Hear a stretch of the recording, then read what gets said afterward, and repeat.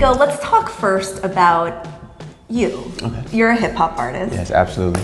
Tell me how you got into that. I mean, hip hop was always around in New York. I was born and raised around it. I come from a family of creatives and musicians. So, it was just something I was always into. Then I think the high school raps at lunch, really sparked it all. Do you remember any of your high school raps at lunch? You don't want to hear those. We'll keep it undercover. Yeah. But we're here at MoCADA. Thank you for bringing us here to talk about Juneteenth. Tell me about your involvement. In 2020, Miss Opal Lee, she was taking charge of a Juneteenth campaign, but she was looking to make it a national holiday. And I just wanted to be a service to the vision because I felt that this would be a great day to celebrate and that not too many people know about. And it really speaks to, the independence for us as African Americans. I mean, I think what our audience needs to know is you were an integral part of making Juneteenth a federal holiday, right? He's so humble right now. I see it. You're like, I don't want to say it, but you were really an important part of this. Yeah, absolutely. So what was it like to be in that? Honor.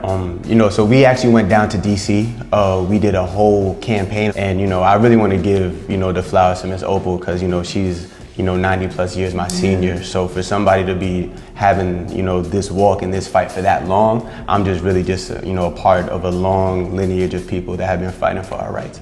Now, let's start at the beginning. So what exactly is Juneteenth? A holiday that's recognized because after 1865, after the proclamation, there was slavery still going on that was rampant throughout the South. And a lot of those slaves didn't get the word that, slavery had ended. So it wasn't until the Union came into Fort Worth, Texas, that the last slaves that were still in this country, allegedly, were aware that we were actually free. So we choose that day because that's the last day that slavery for us as a people existed, and we look to honor that because a lot of times when you think of July 4th, there's still a lot of enslavement going on in this country, and it was going on for 100 plus years after that. I think a lot of people think of Juneteenth as almost a little bit of a sad day, but through talking to you, I also know that there is something about this day that is very uplifting. Yeah, it's definitely uplifting. I feel like the sadness is, the history of the slavery, but I think there's a beauty in